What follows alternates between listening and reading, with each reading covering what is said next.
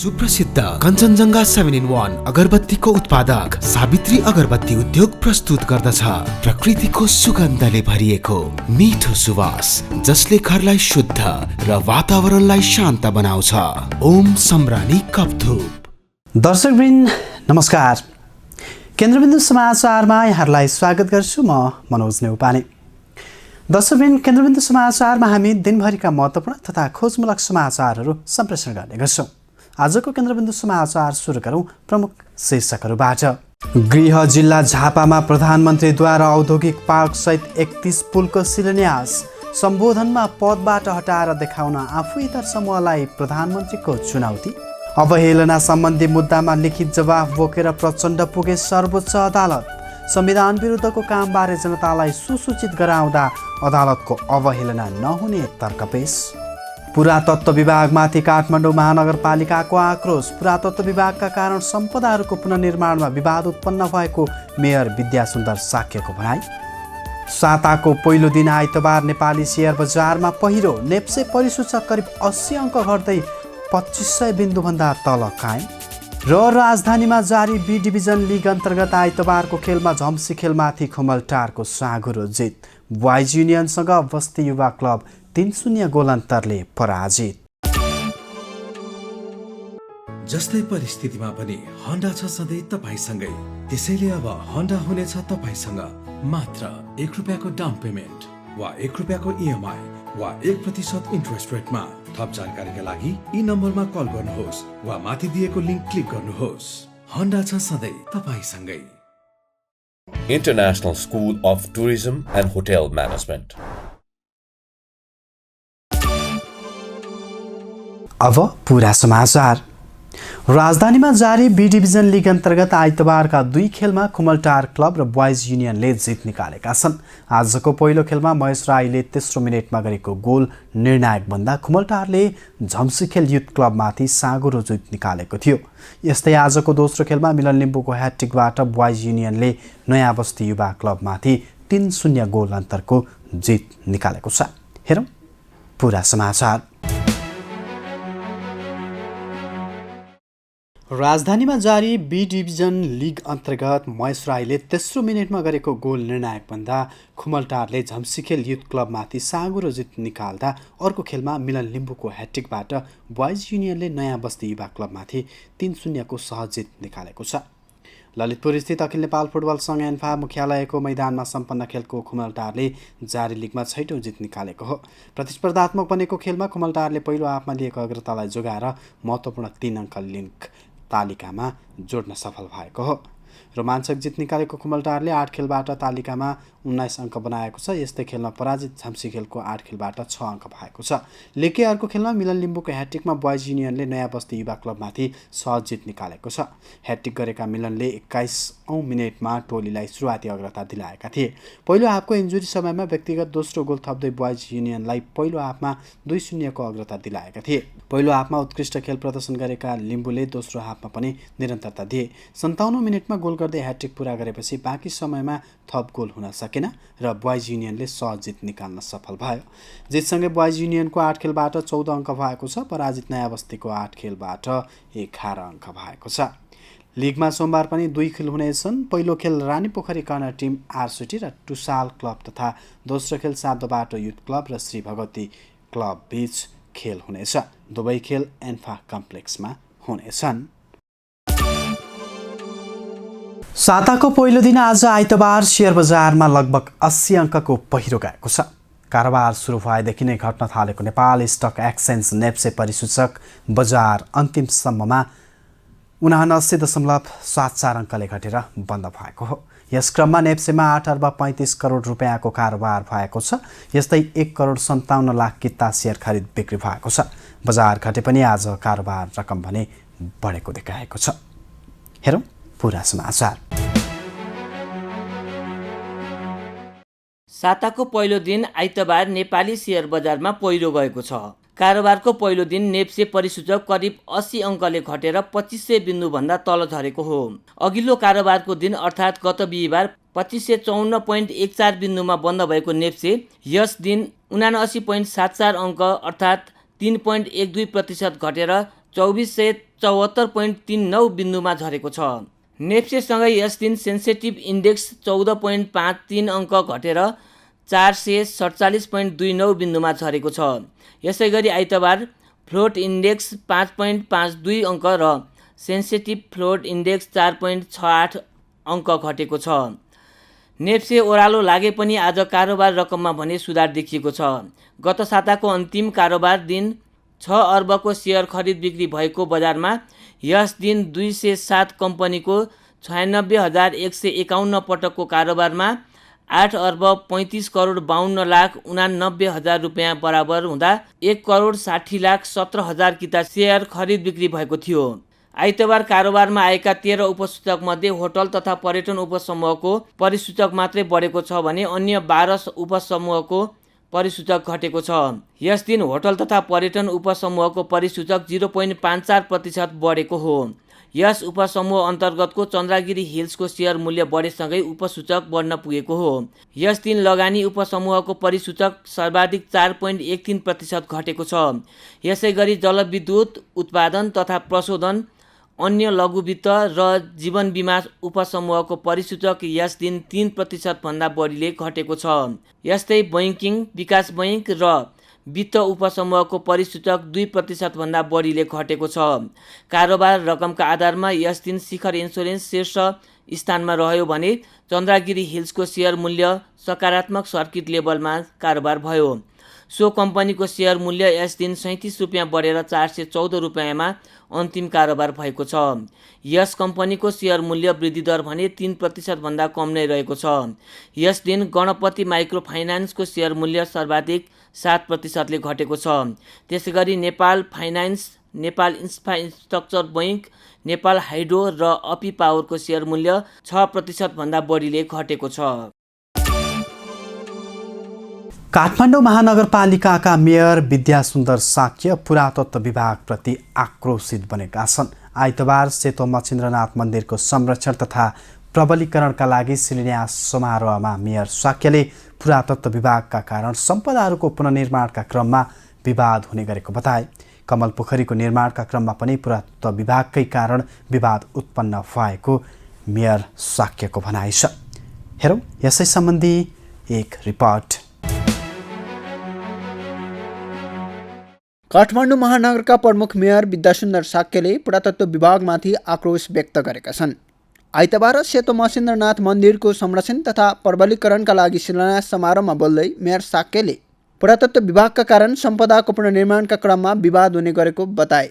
कमल पोखरीको निर्माणका क्रममा पनि पुरातत्व विभागकै कारण विवाद उत्पन्न भएको मेयर साक्यले बताए। अहिले पुरातत्व विभागले कमल पोखरीको वातावरण हेरेर निर्णय गर्न खोजेको र जनतालाई एक आपसमा लडाउन खोजेको आरोप पनि मेयर साक्यले लगाए। कमल पोखरीको बारे दिनदिनै चर्चा चलेर आएको छ। अस्ति पनि त्यहाँ नारा लाग्यो, सम्पदा विरोधी मेयर विद्यासुन्दर मुर्दाबाद भनेर। तपाईँले सुन्नुभयो होला, युट्युबमा भाइरल भइरहेको छ, सम्पदा विरोधी मेयर विद्यासुन्दर मुर्दाबाद। नारा लगाउन पनि नेवारै छ।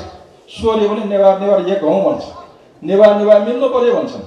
नारा लगाउने को भन्ने एकजना हेऱ्यो भने नेवारै छ। अनि त्यसलाई साथ दिने को भने तपाईँ हाम्रै राष्ट्रिय सङ्गठन नेवार देवको केन्द्रीय अध्यक्ष भएर त्यहाँ मुर्दाबाद भन्ने।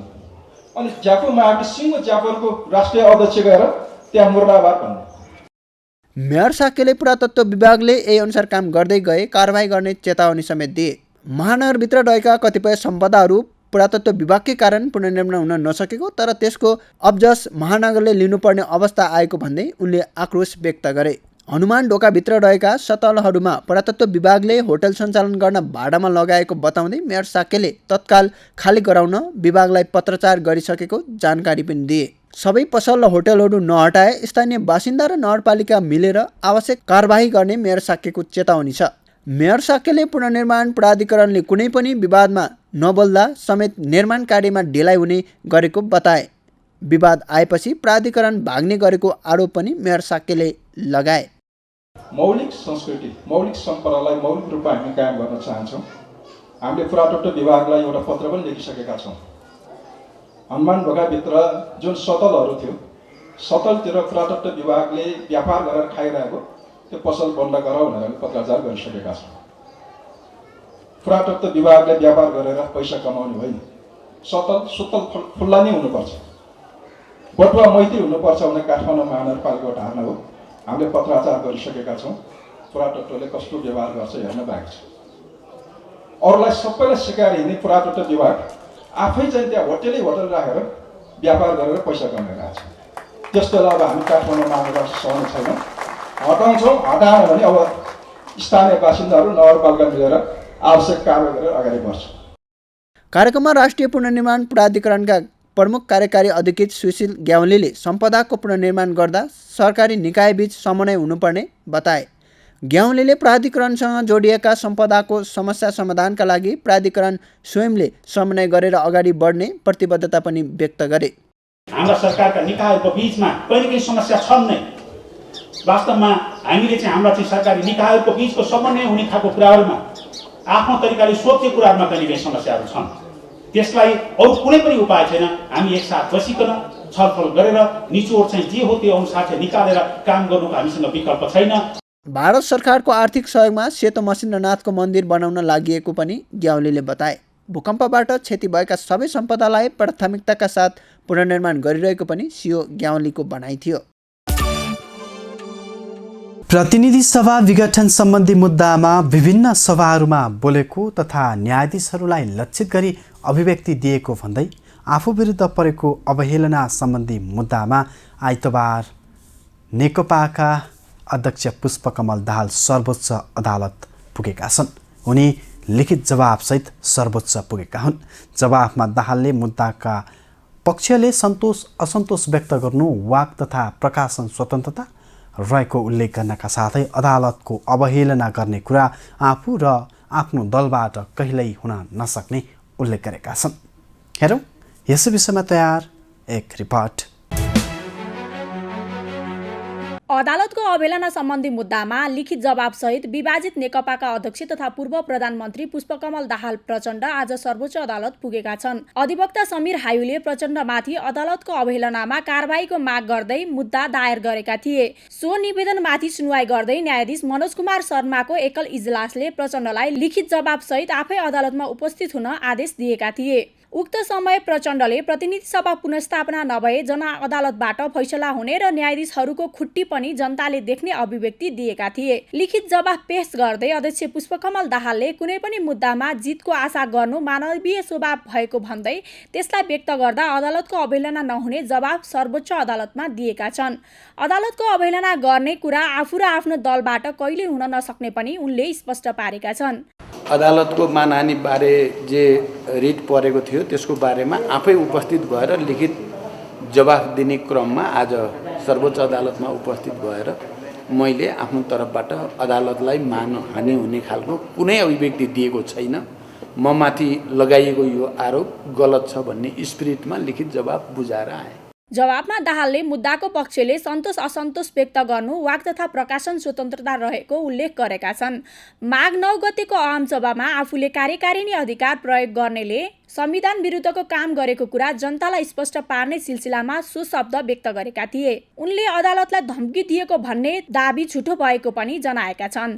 दाहालले आफू विरुद्ध परेको निवेदन सरकारको नेतृत्वले प्रत्यायोजित रूपमै तयार पारेको र उक्त दाबी औचित्यहीन रहेको जनाउँदै खारेज गर्न पनि माग गरेका छन्। यसअघि प्रधानमन्त्री केपी शर्मा ओली, पूर्व सभामुख दमननाथ टुङ्गाना र 4 पूर्व न्यायाधीशहरू मीनबहादुर रायमाझी, अनुपराज शर्मा, कल्याण श्रेष्ठ र सुशीला कार्की विरुद्ध पनि अवहेलना मुद्दा दर्ता भएको थियो। उनीहरूले स्वयं उपस्थित भएर सर्वोच्चमा लिखित जवाब पेश गरिसकेका छन्। दर्शकवृन्द, अब आजको टप 1 न्युजको पालो। प्रधानमन्त्री केपी शर्मा ओलीले गृह जिल्ला झापाबाट आफूलाई प्रधानमन्त्री पदबाट हटाएर देखाउन पुष्पकमल दाहाल र माधव कुमार नेपाल पक्षलाई चुनौती दिएका छन्। गृह जिल्ला झापामा चिनिया लगानीमा निर्माण हुन लागेको औद्योगिक पार्कको शिलान्यास कार्यक्रममा बोल्दै प्रधानमन्त्री ओलीले यस्तो बताएका हुन्। कार्यक्रममा बोल्दै ओलीले आफू विरुद्ध अविश्वासको प्रस्ताव पनि पास गराएर देखाउन चुनौती दिएका छन्। हेरौँ यसै सम्बन्धमा तयार एक विशेष रिपोर्ट। प्रधानमन्त्री केपी शर्मा ओलीले देशको विकास देखेर केही मानिसहरू जलेको बताएका छन्। गृह जिल्ला झापामा चिनिया लगानीको औद्योगिक पार्क शिलान्यास गर्ने कार्यक्रममा बोल्दै प्रधानमन्त्री ओलीले सोध टिप्पणी गरेका हुन्। गृह जिल्लाबाट प्रधानमन्त्री ओलीले सरकारबाट आफूलाई हटाएर देखाउन पुष्पकमल दाहाल र माधव कुमार नेपाल पक्षलाई चुनौती समेत दिएका छन्। उनले आफू विरुद्ध संसदमा अविश्वासको प्रस्ताव पास नहुने र यदि गराउन चाहनेले त्यो गरेर देखाउन चुनौती पनि दिए। उनले यसअघि पनि अविश्वासको प्रस्ताव आएको तर जनतामा गएर बहुमत ल्याएको भन्दै अब 2/3 ल्याउने दाबी पनि गरे। कार्यक्रममा बोल्दै प्रधानमन्त्री ओलीले नेत्रविक्रम चन्द समूहसँग वार्ताद्वारा समस्याको समाधान छिट्टै हुने दाबी गरे। उनले चन्द समूहको समस्या वार्ताद्वारा नै समाधान गरिने दृढता व्यक्त गरे। यस्तै प्रधानमन्त्रीले अहिलेको सरकारले विकासको गतिलाई तीव्र पारेको र त्यो सबैको सामु छर्लङ्ग भएको बताए। उनले हाल मासिक 3000 रुपियाँ ज्येष्ठ नागरिकको भत्ता अरू बढाइने घोषणा पनि गरे। नेपाललाई गरिब मुलुकबाट स्तरोन्नति गरेर विकासशील देशमा सिफारिस गरिएको उल्लेख गर्दै प्रधानमन्त्री ओलीले देशलाई आत्मनिर्भर बनाउने अभियान आफ्नो प्राथमिकतामा रहेको बताए। पार्कको उद्घाटनसँगै प्रधानमन्त्री ओलीले औद्योगिक पार्क निर्माणमा सहकार्य गरेकोमा चिनिया सरकार र जनतालाई धन्यवाद दिए। आजको कार्यक्रममा बोल्ने अर्का वक्ता भौतिक पूर्वाधार तथा यातायात मन्त्री वसन्त कुमार नेमुवाङले एक दिनमा देशभरि 5 वटा पुल बनेको जिकिर गरे। उनले उद्योग वाणिज्य तथा आपूर्ति मन्त्री लेखराज भट्टले यो साताभरि देशभरि औद्योगिक पार्क स्थापना गरी देशलाई औद्योगिक युगतर्फ प्रवेश गराएको दावी गरे। प्रधानमन्त्रीले आज शिलान्यास गरेको उक्त पार्क कमल 7, गोरादह 5 र दमक 10 को सङ्गम स्थलमा 2100 बिघा जग्गामा निर्माण हुन लागेको हो, जसमा चिनिया सरकारको 65 अर्ब रुपियाँ लगानी हुनेछ। चीन सरकारको 65 अर्ब रुपियाँ लगानी हुनेछ। पार्कमा पहिलो चरणमा 26 विदेशी कारखाना स्थापना हुने र त्यसबाट उत्पादित वस्तु विदेशमा निर्यात हुने पार्कका अध्यक्ष गोविन्द थापाको भनाइ छ। यस्तै आइतबार नै प्रधानमन्त्री ओलीले 2 वटा पुलको उद्घाटन गर्नुका साथै मदन भण्डारी लोकमार्ग अन्तर्गतका 31 पुलको एकैपटक शिलान्यास गरेका छन्। हस्त दर्शकबिन आजका लागि केन्द्रबिन्दु समाचार सकिएको छ। भोलि पुनः यसै समयमा हामी उपस्थित हुने नै छौँ। तबसम्मका लागि बिदा दिनुहोस्। केन्द्रबिन्दु न्युज हेर्दै गर्नुहोला। नमस्कार। कलङ्कीमा अवस्थित नेपालकै पहिलो ठुलो र अत्याधुनिक होलसेल बजार एनबिटिसी सञ्चालनमा कम्प्लेक्समा सम्पूर्ण फेन्सी तथा कस्मेटिक सामानहरू होलसेल मूल्यमा उपलब्ध छन्।